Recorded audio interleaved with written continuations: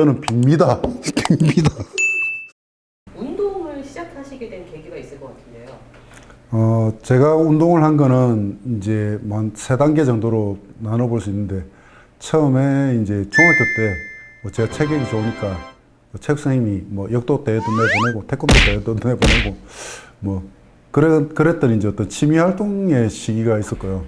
그 다음에 전문 선수로서 이제 운동하던 그 고등학교 때부터 이제 국가대표 레슬링 선수가 되기까지 돼서 활동하던 때까지 그 시기로 또 나눠볼 수 있고, 마지막 이제 제가 레슬링이 그 생활체육화되어 있지 않은 뭐 엘리트 운동이라고 볼 수 있는데, 이걸 좀 생활체육화 시켜보고 싶은 마음에 한국 최초로 이제 레슬링 사설 도장을 냈다가, 그것을 이제 사람들한테 알릴 방법이 없으니까 그때 이제 유행하던 격투기 대회에 나가면은 뭔가 이게 방송을 타면서 그런 효과를 얻지 않을까 싶어서 이 격투기 선수로 시작했다가 지금까지 오고 있는 이런 3가지 시기로 나눌 수가 있습니다.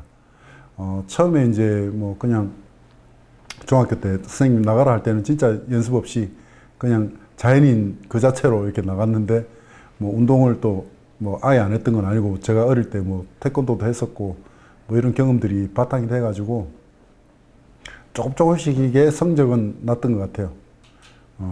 근데 이제 제가 뭐 아무래도 좀 감성적인, 보기에는 그렇지는 않지만은 아주 좀 감성적인 그런 부분들이 많이 있어서, 제가 원래는 고등학교 들어가면서 그림을 그렸었어요. 그래 이제 뭐 미대를 가고 뭐 그림을 그리는 작가가 되고 이런 것들 이제 생각하면서 미술부에 들어갔었는데, 그 아버지가 이제 보시기에 막 이렇게 애가 좀 비리비리하다, 힘이 없다. 보니까 제 생활이 당연히 그때 이제 비형간염 보균을 그때부터 하고 있는데, 좀 피로를 많이 타고 이런 그 이제 체력 저하가 있어가지고 4월 달인가 4월 2일인 걸로 기억하는데, 그때 이제 부산 최고 딱 전학시켜가지고, 그때 하필 또 저기 그 제 조카가 저보다 나이 많은, 제가 부산 최고 11기인데 뭐 2기에 그 우리 조카가 하나 있었던 거예요. 그래 그 조카 소개로 인해서 이제 그 부산 최고 레슬링부를 가면서 이제 본격적인 이제 엘리트로서 운동을 시작하게 됩니다. 그렇게 또 처음에 이제 시합 나가서 뭐 그냥 막 중학교 때 하던 것처럼 그냥 대충 나가서 막 메달 따고 뭐 이럴 줄 알았는데, 그 이제 본격적인 그 무대에서는 좀 틀리더라고요. 나가서 첫 판이 다 깨지고 1학년 때는 이제 성적 못 내고 하다가 2학년 때 돼서 이제 처음으로 뭐 은메달 한 따보고, 그 다음 3학년 돼서 이제 주니어 국가대표 되고, 그 다음 1년 더 해가지고 국가대표 상비군 하고, 그 다음 해 이제 1990년도 북경 아시안 게임이 있는 해에 제가 이제 시니어 국가대표, 뭐 말 그대로 그냥 국가대표죠. 국가대표를 하면서 그때부터 이제 쭉 한 8년 이상을 이제 국가대표 레슬링 선수로서 생활을 하게 됩니다. 근데 그때 이제 제가 느꼈던 바로는, 금메달 딴 선배들이 뭐 많이 있었죠. 그 대표팀에 제가 항상 있었기 때문에 그런 분들이 있는데, 사회적으로 크게 성공을 못하는 것 같은 느낌들이 있고, 어딘가들 다들 상처를 입더라고요. 외부에서. 우리 운동이라는 그룹이 되게 그 갈라파고스 같은 동네라서 외부와 단절된 채로 이제 어떤 훈련, 전문 훈련만 하고 그 뭐 금메달 따기 위한 단일 목적만 가지고 이제 생활하는 사람들이라서 이 저변이 확대되지 않은 무대에서 뛰는 것들이 되게 저는 이제 불만이었어요. 그래서 이제 이게 생활 체육화되면 더 좋지 않겠냐는 생각을 가지고 있었는데, 마침 그때 또 이제 대표 생활 그만두겠습니다 하고 이제 나가서 이제 대학원도 다니고 있었지만, 그때 이제 사고가 나가지고 제가 이 다리가 그냥 없는 사람처럼, 뭐 그 당시에 저를 봤던 애들은 다들 제가 장애인인 줄 알고 있는데, 어쨌든 뭐 그런 시기를 지나서 이제 그 다리가 좀 회복되자 어디 이제 먹고 살라고 이제 남대문 시장 나가서 일도 하고 뭐 지게꾼도 하고 뭐 이런 식으로 살았었어요. 결혼도 하고.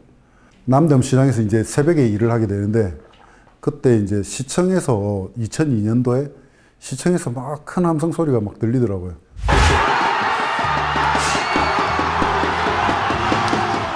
말 같지도 않은 일들이 막 일어나더라고요. 우리나라가 막 16강 막 통과하더니 뭐 8강 통과하더만 이또 미쳤는지 사고까지 막 들어오고 기적의 현장을 뭐 바로 옆에서 이렇게 남들 중앙의 생활의 공간에서 저는 이제 듣다 보니까 그리고 또 이제 사고 났을 때 또 제가 거의 뭐 의사한테 죽는다는 얘기 뭐 이제 한 50대 50인데 네가 살아남을 확률은 그런데 병원에서 해줄 건 없다. 뭐 이런 식으로 얘기하길래 왜냐하면 그때 이제 막 다리가 잘게 부서져가지고 뭐 이렇게 그 지방질이 이렇게 심장 막아서 그 폐혈증이라고 하죠. 폐혈증 걸려가지고 산소 농도가 이제 혈중 산소 농도가 뭐 약간 이제 식물인간 될 정도인데 뭐 제가 레슬링 했던 그것 때문에 살아남은 것 같아요.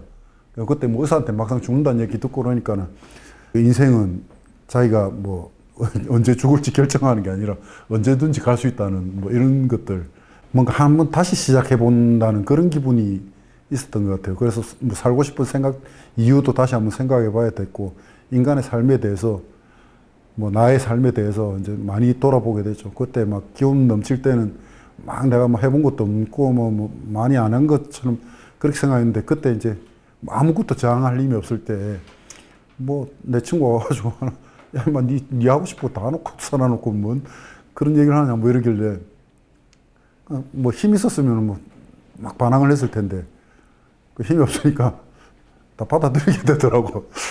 그래 나는 그냥 뭐 이게 크게 경제적으로 성공을 못 하더라도 내가 하고 싶은 건 다 하고 살아야 되겠다. 뭐 이런 생각을 그때쯤 했던 것 같습니다. 그래서 이제 다리 막 낫고 이제 남대문 시장 가서 일하고 막 기적이 일어나는 거 보고 이러니까 그 다음 내가 해야 될 것들이 그 다음 장면에서 떠오르기 시작했어요.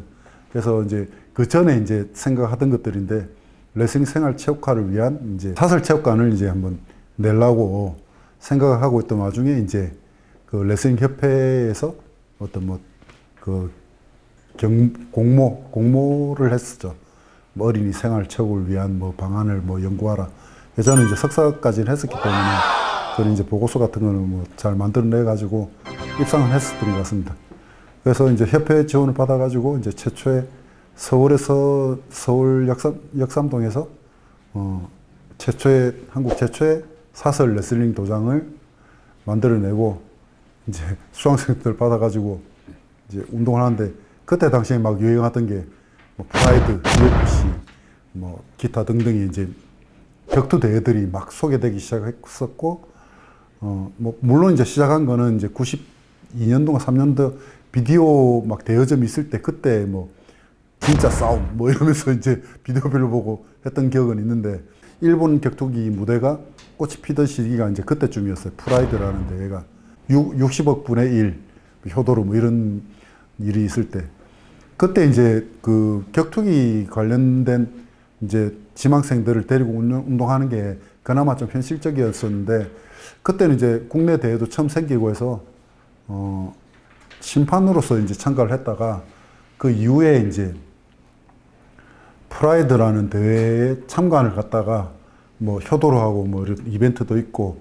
뭐 효도로 막 이렇게 넘기려는데 잘 안 넘어가고 뭐 이렇게 있어가지고 대회 그 관계자들이 뭐 그때 당시에 뭐 다카다나 뭐 이런 그 대회 관계자들이 저를 눈을 이렇게 보고 뜨게 된 거예요. 그래서 뭐 좀 많은 놈이냐 이렇게 된 거지.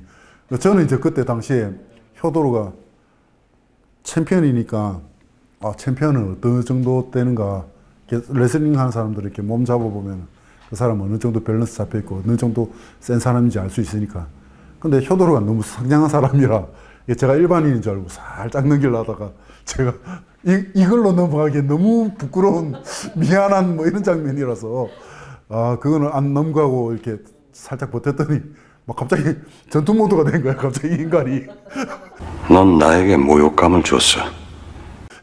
일반 관중으로 온 사람 보고 그래가지고 이제 막 기술 막 들어오고 이래가지고 그게 이제 그 대회 관계자들 눈에 띄어가지고 이제 저보고 출전 제의를 하게 된 거예요. 저는 제가 볼 때는 이제 그때 격투기 대회가 그 일본의 프라이드라는 대회가 너무 이제 거대해 보였고 실제로 그 대회가 그때 당시만 해도 뭐 도쿄돔을 그냥 사이드 관중석만 채우는 게 아니라 무대가 가운데 조그마니까 그 앞에까지 다 채우는 그런 대회였거든요. 제가 보러 간 것도 도쿄돔에 8만 5천 명 들어갔을 때 그때를 본 거였고. 그래서 이제 저 무대를 뛰게 되면은 이거 내가 지금 하려는 뭐 작은 이런 시작 같은 것들은 이 대회에 얹혀서 묻어서 이렇게 자연스럽게 홍보가 되겠구나 이렇게 생각했는데 현실은 그렇지는 않고 뭐 제가 1년 동안 이제 모든 경기를 다 이기면은 뭐 이제 뭐 돈방석에 앉게 될 거라는 이제 뭐 프로모터 아저씨의 그 달콤한 말에 속아가지고 1년 동안 질 경기 이길 경기 가리지 않고 다 이겨버렸어요.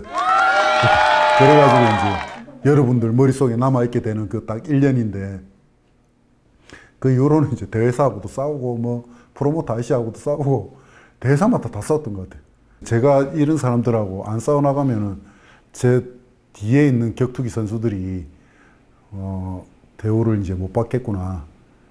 결국 보니까 지금 뭐 그 여자 격투기 챔피언 했던 UFC 진출한 애 있는데 걔도 또 그 저하고 같은 프로모터 아저씨한테 또 심하게 당하고 또 뭐 불만 토로하고 있더라고요. 어쨌든 그래서 이제 여러분들 머릿속에 남아있는 거고 저는 이제 그 이후로도 이 대회 저 대회 뭐 K1 뭐 UFC는 제가 이제 비형 간염이 있어서 그 캘리포니아 주지사였던 아놀드 슈왈츠제네거한테 뭐 이제 비형 간염 미국에서는 이제 주체육회의 허가가 먼저 떨어져야 되는데 그래서 이제 부적격 판정이 나서 이제 그 LA에서 대회 했을 때가 있었어요. 그때 저 출전을 못했죠.